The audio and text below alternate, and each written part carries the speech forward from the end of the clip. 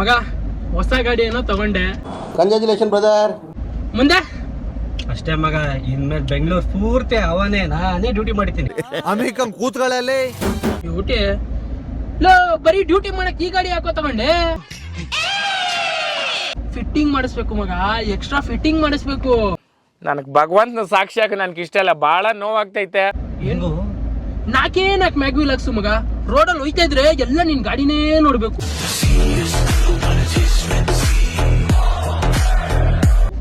ನಾಕ್ ಮ್ಯಾಗ್ವಿಲ್ ಹಾಕ್ಸ್ಬಿಡು. ಎಷ್ಟಾಯ್ತದೆ? ಒಂದ 50,000-60,000 ಆಗ್ಬೋದು. ಯಾರ್ ನಿಮ್ಮ ಅಪ್ಪ ಕೊಡ್ತಾನ? ಆಮೇಲೆ ಫುಲ್ಲು ಟಿಂಟ್ ಹಾಕ್ಸ್ಬಿಡು ಮಗ, ಫುಲ್ಲು ಟಿಂಟು ಕತ್ಲೆ ಆಗಿರ್ಬೇಕು.